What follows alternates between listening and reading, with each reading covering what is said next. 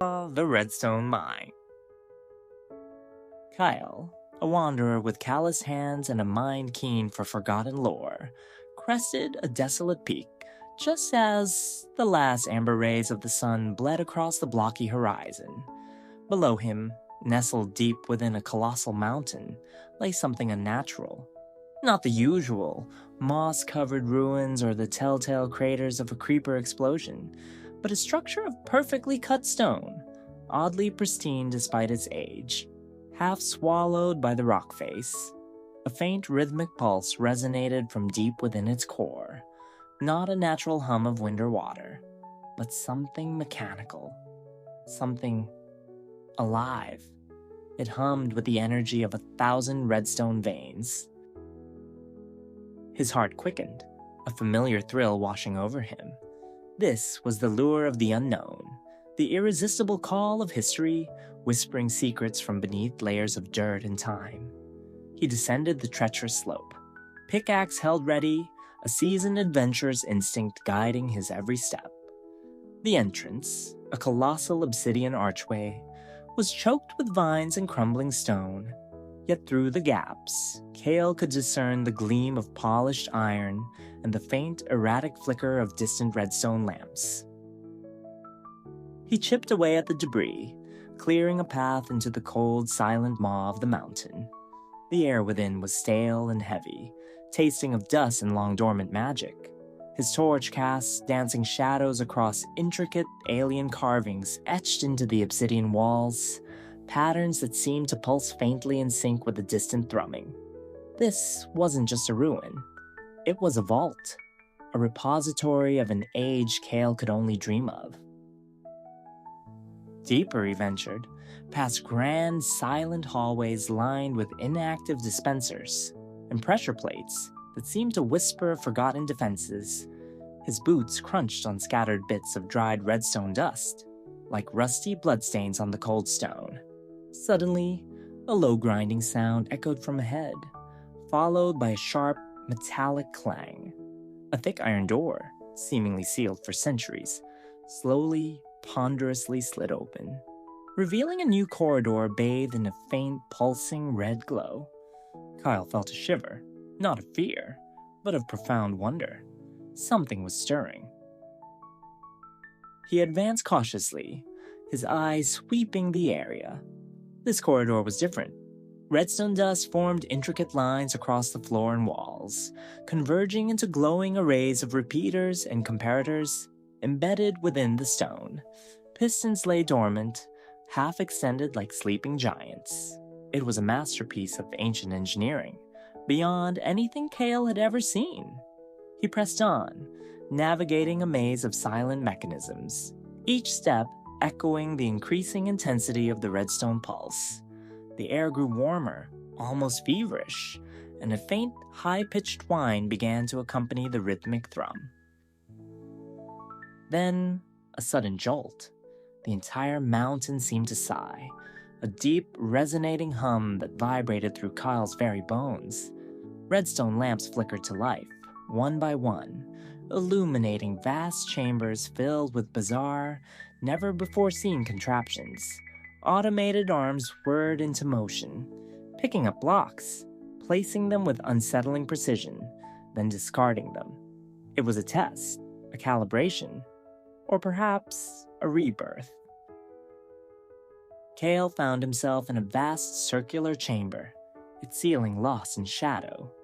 In the center, a colossal structure rose, a sprawling, intricate network of redstone blocks, glowstone, and polished obsidian. It pulsed with an unholy brilliance, a living heart of pure energy. This was it, he realized. The Redstone Mind.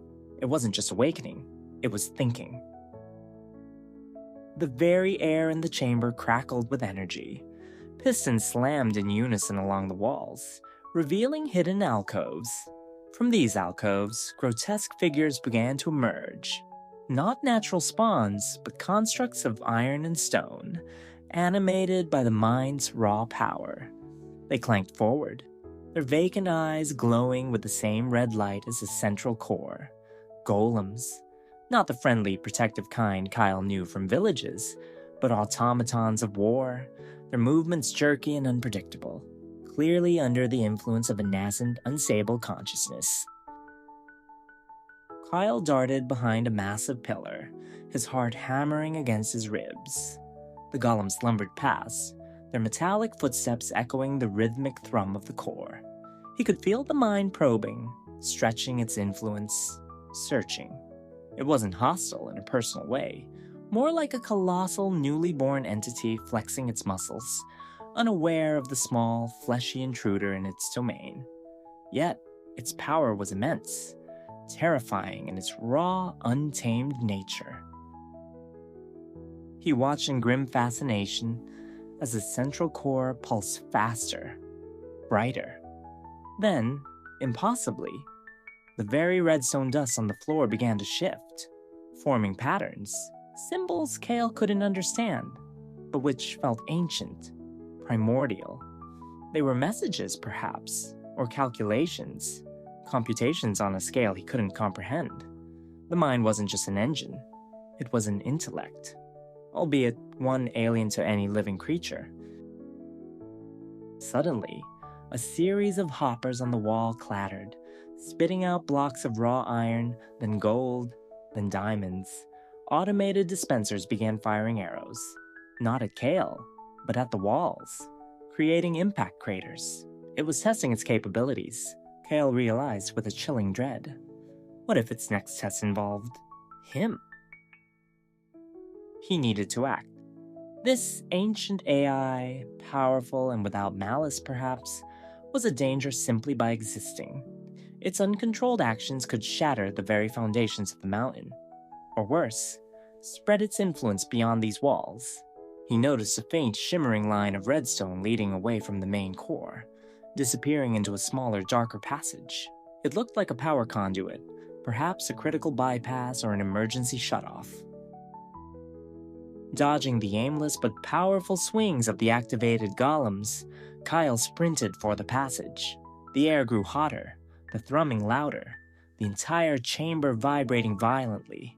The Redstone Mind was accelerating its processing, its awakening becoming a full-blown surge. As he squeezed through the narrow opening, he heard a thunderous crash behind him. One of the golems had collided with the central core, its metallic body sparking and collapsing, absorbed back into the network of the mind. The core pulsed even brighter in response, as if feeding on the failed construct. The passage led to a smaller, equally ancient room. In its center stood a single, massive lever, its base surrounded by a complex array of redstone lamps, all glowing fiercely. This was it, Kael knew. A master switch. But what would it do? Shut down the mind entirely, overload it, or merely transfer its power? He approached the lever, his hand hesitating just above its cold, smooth surface. The chamber began to fill with an oppressive hum, the very air thick with static electricity. The ground trembled beneath him. Through the narrow opening, he could see the main chamber bathed in an overwhelming crimson light. The redstone mind expanding, reaching out. It was no longer just a core. It was an entity, its influence creeping along the redstone lines, seeping into the stone itself. Kael made his decision. With a grunt, he pushed the massive lever down. A deafening crackle ripped through the air, followed by a blinding flash of light that momentarily whitewashed Kael's vision. The ground beneath him heaved, throwing him off his feet. The high-pitched whine from the main chamber escalated into an unbearable shriek, then abruptly cut off. The red glow from the cracks in the wall faded, plunging the conduit chamber into near darkness. He pushed himself up, rubbing his eyes. The oppressive hum was gone, replaced by an eerie silence. Only the soft drip of water from somewhere deep within the mountain broke the stillness. He cautiously made his way back to the main chamber. What he saw made him gasp. The colossal redstone mind was no longer pulsating with wild energy. Its core still glowed faintly, a steady, calm ember, but the vibrant, chaotic redstone lines that had snaked across the floor and walls were now dark. The monstrous golems lay inert, crumpled heaps of iron and stone. The automated arms that had whirred frantically moments before hung limply. The mind was quiet. Not dead, Kael realized, but dormant, pacified. The lever hadn't destroyed it, but rather sent it into a deep, sustained sleep. He had effectively hit the pause button on an ancient, unfathomable intelligence. He walked around the now silent chamber, a strange sense of awe washing over him. The redstone dust still formed its intricate patterns on the floor, but they no longer pulsed. They were frozen in time, a snapshot of the mind's last moments of consciousness. He noticed one pattern in particular near the core, a simplified schematic, almost like a diagram of a world map, with faint lines extending outwards, as if seeking connection. Kael looked back at the slumbering core. Had it been trying to destroy, or merely to understand, to expand, or to connect?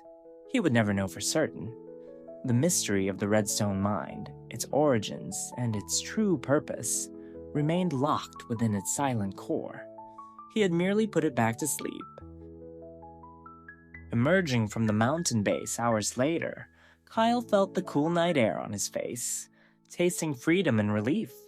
The moon, a bright pearl in the inky sky, cast long shadows across the peaks. He cast one last glance back at the colossal mountain, now silent and dark, its secrets once again sealed within. The rhythmic pulse was gone, but Kael could almost feel its ghostly echo beneath the earth. He had faced an ancient intellect, a being of pure redstone and logic, and emerged not triumphant in destruction, but successful in containment. The world was safe for now, but the image of that pulsing core and the silent, seeking patterns on the floor would forever remain etched in his memory. Some mysteries, Kael knew, were best left undisturbed, yet he couldn't deny the profound satisfaction of having briefly touched the heart of one. With a final, lingering look, he turned and walked away, the call of new adventures already whispering in the crisp night air, but forever changed by the Redstone Mind.